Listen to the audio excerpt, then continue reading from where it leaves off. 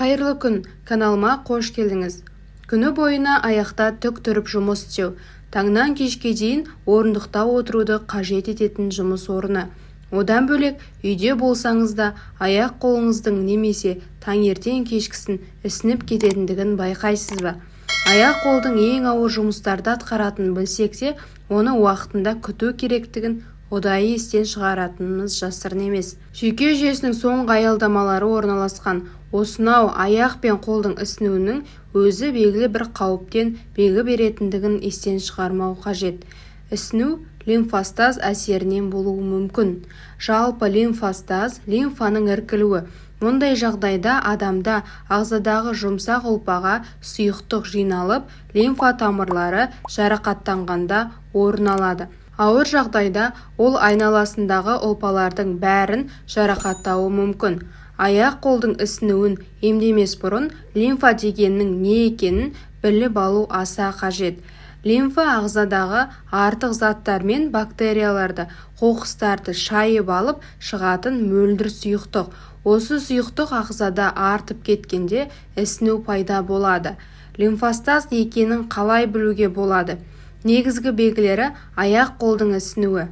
Аяқ қолдың ауырлауы, бірден толысып кеткендей сезіну, терінің тартылуы, аяқ қол буындарының қозғалысы қиындау, терінің қатаюы немесе қалыңдауы, киімге симауды сезіну, аяқ киім, білезік немесе сақина, әдетте жайлы болған киімдердің қысатынын сезіну, аяқ саусақтарының қышынуы, терідегі қышынуды сезіну, ұйқының бұзылуы, шаштың түсуі.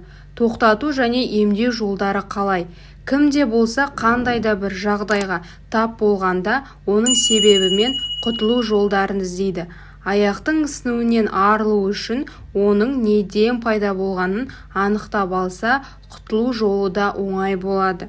Аяқтың ісінуін болдырмайтын бірнеше жолдар бар. Әрине, оның басында дәрігермен кеңесу және емдеу жолдары тұр. Егер сіз аяқ қолдың күтімін жасап, ұдайы ылғалдандыратын кремдер мен лосьондарды қолданып жүретін болсаңыз, лимфостаздың алдын алуға бірнеше қадам жасадыңыз деген сөз.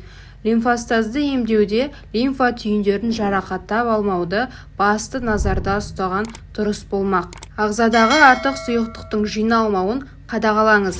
Ісінуді болдырмау үшін ағзадағы сұйықтықтың мөлшері мен оның ағымын реттеп отырған дұрыс. Ол үшін бірнеше кеңесті назарда ұстаңыз. Біріншісі, орындықта отырып күн өткізетін болсаңыз, мәселен жұмыста, аяқты айқастырып отырудан аулақ болыңыз. Екіншісі, отырысыңызды әр 2 сағат сайын өзгертіп отыру да жақсы нәтиже береді. Үшіншісі, денеге жабысып тұратын, балтырды қысатын, білекті сығымдайтын тар киімде ісінудің алғашқы себептерінің бірі. Төртіншісі, киімнің материалында маңызды рөл ойнайды. Сол себепті ауа өткізгіштігі жоғары матадан тігілгендерді таңдаған жөн. Бесіншісі, сөмкені қолға немесе білекке келгенде лимфа түйіндерінен алыс ұстауды кеңес етемін. Алтыншысы, резеңкесі қатты болатын шұлықтарды таңдауға құмартпаған жөн. Сол сияқты басқа да киімдердің лимфа түйіндері мен тамырларын қысып, жұмысына кедергі келтіретіндігін есте сақтаңыз. Аяқ қолдың ісінуі байқала бастағанда, демалыс уақыттарында мүмкін болғанша жүрек тұсынан жоғары ұстап жатуға жағдай жасап алыңыз. Яғни аяқ қолды көтеріп қана жатудың көп пайдасы жоқ. Сол сияқты демалғанда аяқ қолды жылытуды да қоя тұрыңыз. Ондай жағдайда барлық лимфаның тездеті бағып кетуі қиын болады. Спорт және тағы да спорт. Бүкіл әлем мамандары неге спортпен шұғылдану керектігін айтып дабыл қаға береді деп ойлайсыз.